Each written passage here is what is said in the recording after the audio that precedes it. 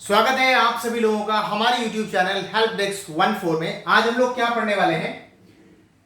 Class 9 history chapter 1 French revolution के अंतर्गत जो हमारा टॉपिक है that is the revolution and everyday life. इसके पहले का जो हमारा टॉपिक था दैट वाज द स्लेवरी, जिसको हमने ऑलरेडी डिस्कस किया हुआ है। लिंक आपको डिस्क्रिप्शन में मिल जाएगा, आप उसको चेक कर सकते हैं, पढ़ सकते हैं, समझ सकते हैं, सुन सकते हैं, या फिर आप हमारे चैनल पे विजिट कीजिए, वहां पर आपको प्लेलिस्ट बना हुआ होगा, वहां से भी आपको मिल जाएगा। दूसरी बात, अगर आपने हमारे चैनल को सब्सक्राइब नहीं किया हुआ है तो आप सब्सक्राइब कर लीजिए ताकि आपको और भी वीडियोस इसी से संबंधित मिलते रहे।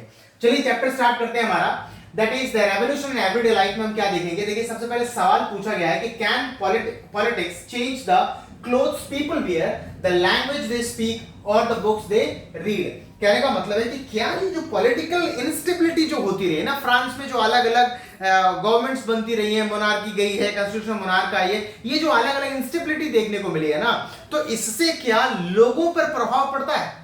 क्या लोगों के कपड़े पहनने का तरीका बदलता है? उनके खाने का, उनके पढ़ने का, उनका जो सोशल लाइफ है वो कभी चेंज होता है क्या? तो जवाब है यहां पर हाँ बिल्कुल, हाँ भैया हाँ बिल्कुल, जवाब है।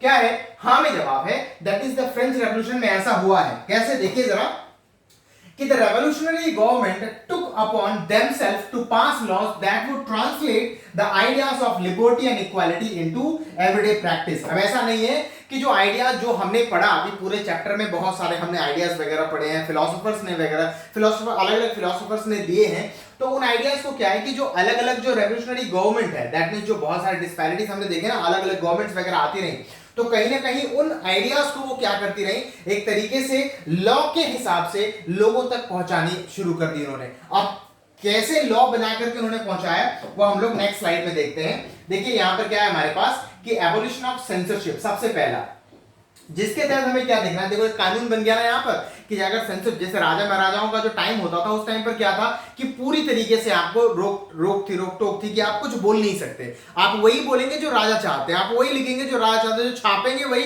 जो राजा चाहते हैं। देखिए क्या है कि इन ओल्ड रेजिम जो 1789 से पहले का वक्त था, स्टूडेंट मैं बार बार बताता हूं, वो ओल्ड रेजिम होता है, उसको ओल्ड रेजिम कंसीडर किया जाता है।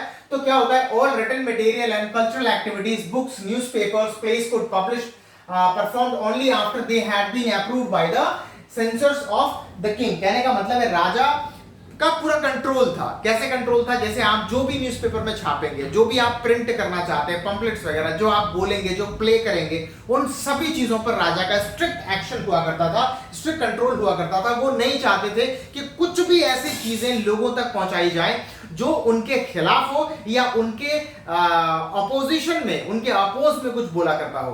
तो ये पूरी तरीके से कंट्रोल, जैसे आज होता है ना सेंसरशिप फिल्मों वगैरह में कि कुछ कंटेंट ऐसे होते हैं जो फैमिली के साथ नहीं बैठ के देख सकते, तो उनको कुछ और सर्टिफिकेट मिलता है, कुछ सीन्स काटने पड़ते हैं जिससे कि कुछ दंगा फसाद वगैरह हो सके, तो ऐसे सीन को काटना पड़ता है। तो ये सेंसरशिप था। उसके बाद क्या है कि after the storming of Bastille, the declaration of right of men and citizens proclaim freedom of speech expression be a natural right. कहने का मतलब जब हम नेशनल असेंबली की गवर्नमेंट देखी, कब ये आखिरकार कॉन्स्टिट्यूशन एक्सेप्ट किया गया था, तो 1791 में इस चीज को क्या मिला था, एक्सेप्टेंस मिला था, जिसमें क्या होता है, सॉरी 92 है मे बी, तो क्या है कि जिसमें क्या होता है कि मेन एंड सिटीजंस को राइट्स मिल जाते हैं। और सबसे बड़ी बात क्या है कि अब यहाँ पर केवल मोनार्की नहीं थी, यहाँ पर आपको क्या है कि नेशनल असेंबली जो थर्ड स्टेट से बिलोंग करती थी, मैं बार बार नहीं बताऊं, मेरे ख्याल से कई बार हमने नेशनल असेंबली का जिक्र किया है कौन से लोग थे। तो कहने का मतलब क्या है कि उसमें लोगों को आजादी मिल जाती है कि वो चाहें तो अपने मुताबिक बोल सकते हैं, अपने एक्सप्रेशंस को वो जाहिर कर सकते हैं, और ये उनका प्राकृतिक हक है। दैट मींस अगर ह्यूमन है दैट मींस उनका ये हक है।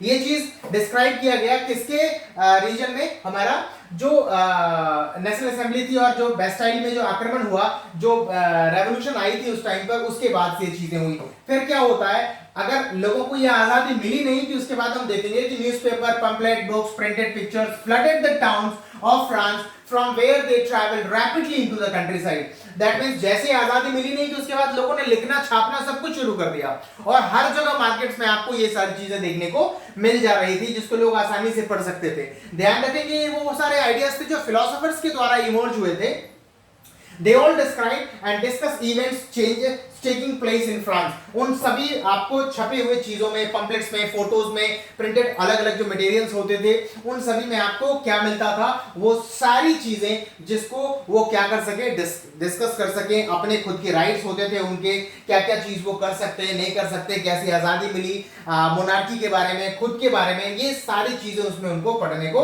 मिल जाती थी। चलिए आगे बढ़ते हैं। अगर इसका इंपैक्ट देखें हम, तो इसका इंपैक्ट क्या होता है कि जैसे कि यहां पर समझाया क्या गया है हमको कि अगर एबोलिशन ऑफ सेंसरशिप की बात करते हैं, इसका मतलब है कि वो आजादी दे रहे हैं किसको, प्रेस को।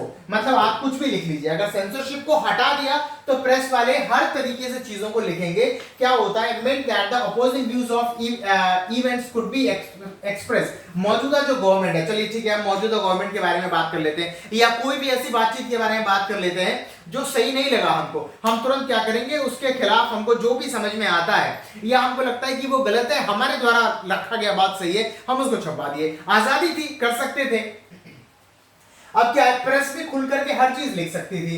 Each side sought to convince the others of its position through the medium of print। कहने का मतलब है लिख करके चीजों को संबोधित किया जाता था। अगर आपकी बातचीत हमें अच्छी नहीं लगी, ठीक है, या फिर आपने जो लिख करके छपवाया वो अच्छा नहीं लगा, तो हम भी क्या कर रहे हैं, उसके अपोजिशन में उसको काउंटर कर रहे हैं वहां पर, और चीजों को लिख करके आपका जवाब दे रहे हैं। दैट मींस वहां पर लिख करके डिस्कशंस वगैरह प्रिंटेड मटेरियल्स में चल रहा था। उसके बाद हम बात करें क्या कि play songs festive professions attracted a large number of people. इन्हीं आइडियाज को इन चीजों के माध्यम से भी क्या किया गया, लोगों तक पहुंचाया गया। आजादी मिल गई ना, कहने का मतलब सेंसरशिप हट गया। सेंसरशिप केवल प्रिंटिंग पर नहीं हटा था, और भी चीजों पर लोग खुलकर के अपने विचारों को एक्सप्रेस कर सकते थे। तो ये सारे मीडियम्स भी होते थे जिससे लोग क्या कर सकते थे, अपने विचारों को एक्सप्रेस कर सकते थे। आगे देखते हैं, this was one way they could grasp and identify with the ideas such as liberty or justice that political philosophers wrote about at length in text which only a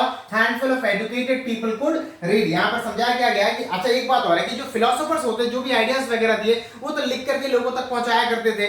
तो ये क्या होता था कि कुछ ही लोगों तक पहुंच पाता था, हैंडफुल ऑफ एजुकेटेड पीपल। लेकिन हमने एक सेक्शन पढ़ा था जहां पर यही लोग चीजों को बोल करके बताया करते थे। साथ में हमने प्ले और सॉन्ग्स और फेस्टिव प्रोफेशन जैसी चीजों को देखा। तो यहाँ पर भी लोगों को लिखी हुई चीजों को एक तरीके से प्ले के माध्यम से, सॉन्ग्स के माध्यम से इंटरप्रेट किया जाता था लोगों को, और उनको समझाया जाता था ये सारी चीजें। चलिए आगे बढ़ते हैं। तो आगे बढ़ने के साथ देखिए हमारे पास नेक्स्ट टॉपिक आता है, दैट इज कंक्लूजन। हमने दो टॉपिक्स अलग अलग पढ़ चुके हैं, ये टॉपिक्स हम नेक्स्ट वीडियो में पढ़ेंगे। और तब तक के लिए थैंक यू वेरी मच।